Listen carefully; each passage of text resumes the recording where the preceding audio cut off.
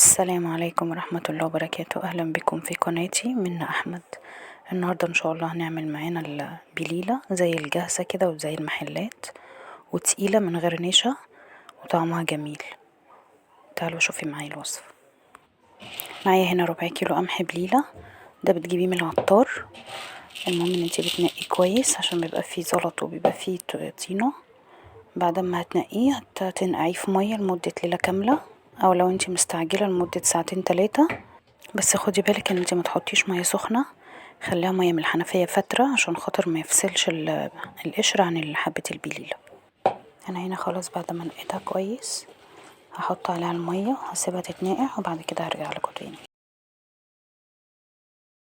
وهنا هي بالشكل ده بعد ما سبتها اتنقعت 3 ساعات في مية فترة. هي كل ما بتسيبيها ساعات اكتر كل ما بيبقى احسن، لان هي بتخرج السموم اللي في البقوليات، زائد ان هي بتاخدش سوا معاكي على النار. هتغسليها كويس قوي بعد النقع. غسلتها كويس طبعا هفضيها في الدماسة دي.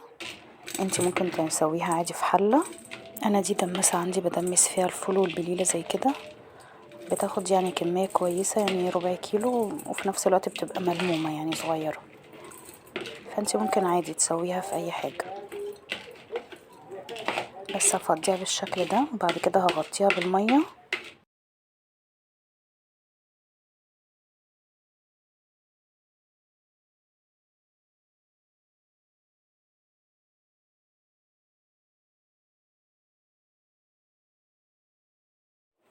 انا هنا حطيت عليها المية اهو، يعني المية بتعلى عن البليلة في 2 سنتي.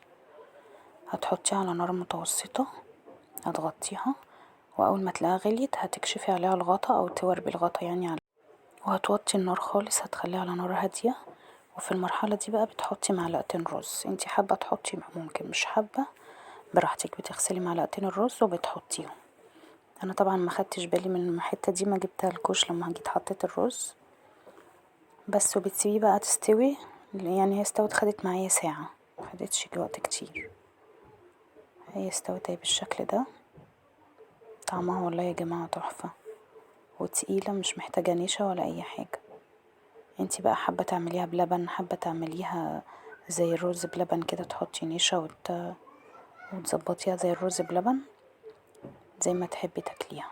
ممكن تحطي على وش مكسرات وجوز الهند وزبيب، هتبقى زي الرز بلبن بالظبط. انا عشان بحب اكلها كده سادة فعملتها كده. انتي هنا ممكن تحليها بالسكر او بالعسل الابيض عادي، انا عشان ما عنديش عسل فحطيت سكر. هقلبها وندوقها مع بعض. انتي كمان لو عاملة كمية كبيرة وحابة تشيلي منها في الفريزر في اكياس عادي، بس بعد ما تبرد. طعمها والله جميل قوي. ان شاء الله لو عملتيها هتعجبك ومش هتندمي ان انتي عملتيها. السلام عليكم ورحمة الله وبركاته.